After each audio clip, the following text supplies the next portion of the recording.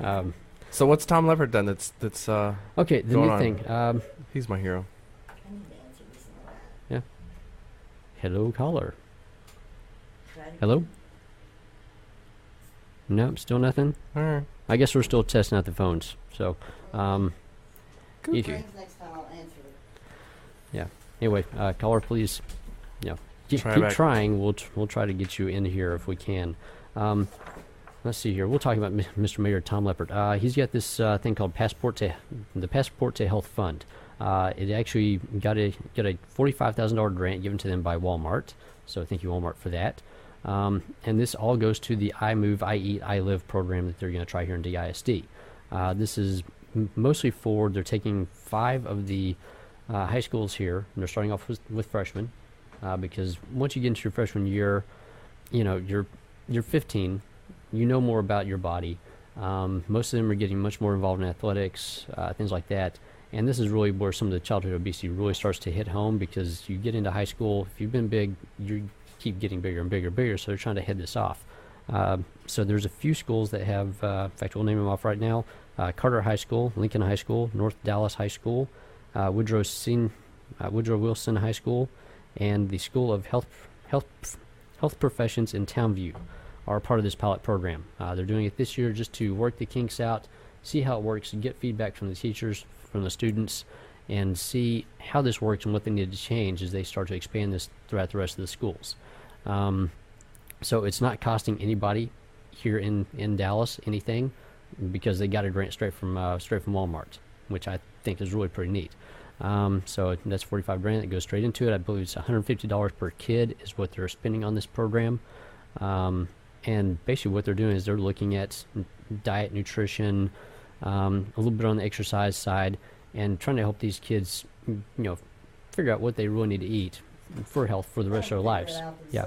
So so it's a really neat, inventive program. They're actually doing it in conjunction with the Healthier U.S. School Challenge by the USDA.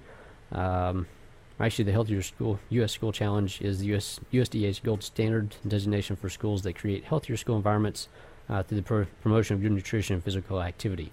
There are 650 school districts across the country that have this designation, and Dallas is trying to get into that now, because most of the Texas schools really just haven't done it. Texas, we're independent, so we do it ourselves down here for the most part. So, Tom Leppard is trying to pull us into that a little bit and take advantage of some government money on the other side of this thing, and really help out with the health of the kids here in Dallas, because it is a major issue. Is this Let's Texas see. food? Huh? Local Texas food maybe that they're using, or no? I don't think they're getting into that yet. They're just looking at basics. Be a smart maneuver. I mean, it would be really neat, Mr. Mayor, if you could take advantage of local food sources. Local food sources. That would be really neat. Or actually get them to where they start doing organic gardens in the high schools or the schools themselves. Which I think. Yeah, you're making the kids work in the garden. You're like making. I think there are some schools that have. Out.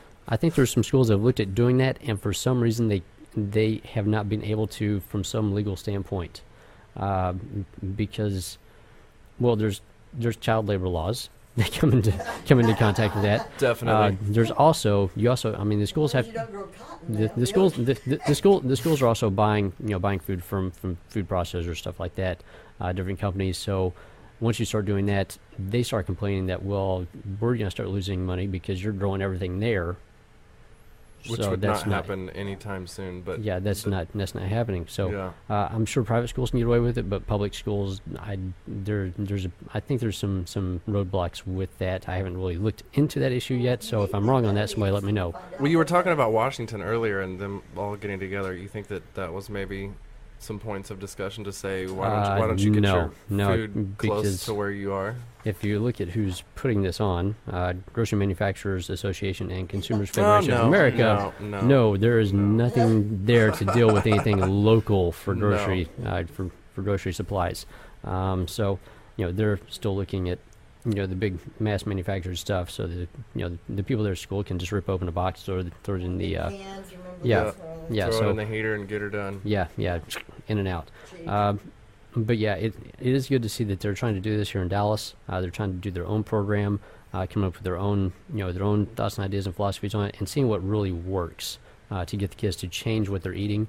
And I'll tell them right now, the best thing that you can do is get the parents involved, because if the parents don't do it, the kids aren't going to do it. Well, if they did it just to teach them how to do it and go home and do the compost pile, and they take that information well home. Even with that, just looking at home ec, okay, I've got one of my kids that I train in home ec. He learned how to make macaroni and cheese.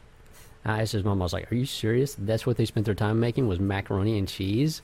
That's it? Wow. Give me a break. They should go take in some of the cooking shows. Take in all the chef shows. Sprouts, asparagus, spinach. Do that. Have some veggies. fun with it. Get them creative. Get them creating things in there, and they'll want to cook. But the other thing is you got to get the parents involved. So, like with me with the Dallas Heroes program, I'm going to be taking care of all the all the nutritional supplements, dietary things that these kids are going to need, because they are basically the elite of basketball players in Dallas. So we've got to make sure that they're dialed in on what they're eating. So the first thing I'm doing is I'm going straight to the parents. I'm talking to them first about what their kids are going to need. We're going to have some big open house forums with the kids and the parents, talking about what needs to be done at the house, availability of foods, and really getting the parents involved and telling them, if you're not doing it, the kids aren't going to do it, which means if they don't get a scholarship because they're not prepared for what they're going to be in for, and they can't, they don't have the energy to do what they're doing, they're not taking in the food that they need for repair with all the time and effort they're putting in, well, then you have just actually impacted their chances of going to college and getting a full ride scholarship athletically, because you wouldn't, take advantage of getting healthy yourself and making an impact on your child. So I had heard the parents have to be the main example. That Bill Gates and Warren Buffett, when they deceased, they are actually giving the majority of their stuff back to the school system, and a big part of their focus was the food program. It's just really good to see that. I think that McDonald's is just the evil empire of the world that has made America, obese and horrible, because it's not just McDonald's, but it's convenient for kids, and they made it fun for kids. For the parents, and it was just convenient, and say, here you go, eat this and be quiet. And due to subsidies and everything else, it's a lot easier to get your hands on the worst foods than it is the best foods. It's cheap, and people they want to cut education. Well, it's cheap. It's cheap on one hand, but it's not on the other. The fact that there's so many subsidies for it, well, we're paying that out of our pocket anyway. So we basically own all the corn and wheat that's grown at this point. Right now, everything that's out there being grown and harvested right now, we already own it because we've already paid for it, and we're paying for it again when it comes out on the market. So that's why it's so cheap. You've already paid for it once. Yeah. So as opposed to anything locally grown, all the organic stuff, that's why it's so much more expensive. It hasn't been subsidized to the point to where these guys have already made their money, and then they make bonus off of you going to the store and getting whatever's in the box. So, Clint, I want to ask you about, there was another interesting thing that was in the news about genetically engineered salmon. Oh, salmon. Yeah, we'll get into that later. Okay. Because that's a whole other discussion. we're starting to run out of time here. But let's see here. I do want to hit on some other stuff with this. Back to what we're doing with the Tom Lepper's program and the DISD program. This is going to be for 300 DISD freshmen who are going to be taking health classes, or especially be part of this beginning this month and continuing through the school year. So this is... We have a caller? We've got 19 minutes, so we've got about a minute. Okay. So yeah, this is going to be for 300 freshmen. These are basically the kids that are in the most need, and that they think they can help out the most, and are going to give the best feedback on this program to see if it's really going to work. So, Mr. Mayor, DSD. Good job. Good job. Thank you. Very good. Very good. Great to see it. Yeah. So this is a great step in the right direction. I really hope to see some big stuff with this. I'm going to keep track of this, and Mr. Mayor, if you want to call in anytime, we're here. Otherwise, I'll be listening to the Russ Martin show, because I like listening to Russ Martin, and Tom Lepper's on there quite a bit, discussing stuff, which I think is hilarious. Seeing him on that format. So, but I think we are about to be out of time, aren't we here? Yeah. Okay. So we're over. Come back next week. I have a special guest. It's going to be a very, very good show. If you know anybody that needs to make a huge change in their life and wants to know how to do it, the woman that's going to be on here is the pattern for how to change your life for the better, and actually do some real personal health care reform in your life. If you want to see the pattern, she is it. Where can we find you? Oh, we can find me on clintfuqua.com, CLINTFUQA.com, or you can find me on Facebook under my name, or go to Personal Healthcare Reform. And, of course, my blog will be up. Go in there, read my poetry. It's still on there.